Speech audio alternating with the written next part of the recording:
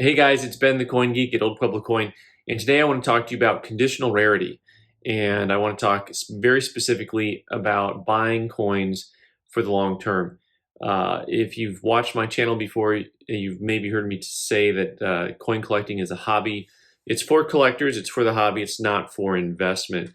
But having said that, there is some considerations for long term, the type of material you buy, and if you're new and you're trying to understand more or less, maybe what the best path is for you at any given point in time, you're going to have a decision to make when you're looking to buy a coin and make a set and put a set together and try to figure out why you buy one coin before you buy another.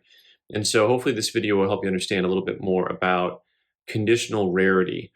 And I have some pretty specific advice on coin collecting when it comes to coins that are rare, just very naturally rare or hard to find, versus coins that are conditionally rare. In other words, they're the top of the population report.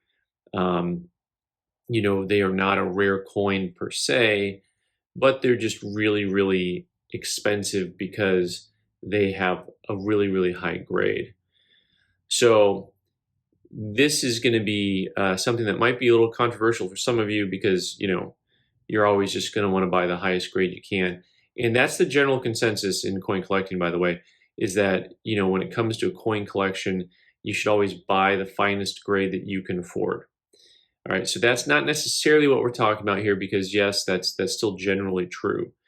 But if you're trying to figure out, should I collect 1960s Roosevelt dimes in high grade unk versus should I collect kind of, if you can find something at a similar price point, should I collect only 1909 SVDBs and 14D pennies and things like that, only better dates, more rare coins that are the coin themselves are rare, not necessarily just the grade.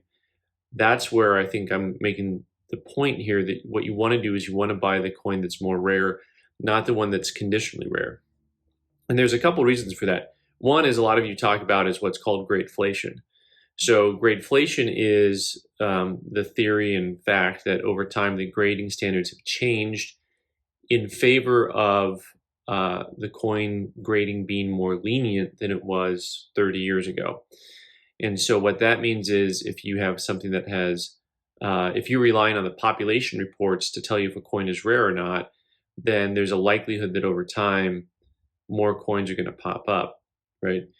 So one of the things is for population rarities, sometimes you're speculating, especially in my example of coins that are within the last 50 or 60 years that aren't technically rare coins. Because one of the reasons why they have low populations is because coin dealers don't send the coins in for grading.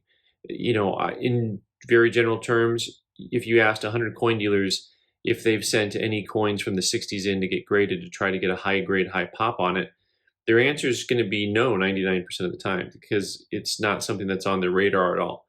So you may have low populations, but you also have low number of entries. Not a lot of people are getting those coins graded. You have a low total number of coins graded. So I think overall, you'll be disappointed in the long run if you hop on something that's the top of the population report with the most scarce coin today, and in 20 years, there's a pretty good chance that there's going to be more and more of those coins popping up. So if you go the route of buying just rare date coins, this, by the way, is one of my favorite methods. I had a couple customers who have done this. They put together US typeset, and in their typeset, they only put rare dates or the key dates, right? So a key date is the date that is the hardest one to get for the series. It's the key to making the series complete. And so you're looking at coins like, for example, from the Lincoln cents, you'd be looking at putting in 1909 SVDB, possibly a 55 double die, one of those two coins in there. From your Indian head penny collection, probably an 1877, maybe a 1909 S. And for your silver dollars, you'd have quite a few to choose from. Naturally, you'd probably go with the 1893 from San Francisco, but maybe you put in a nicer grade 89cc or something like that. But the point is, dollar for dollar long term, those guys did well.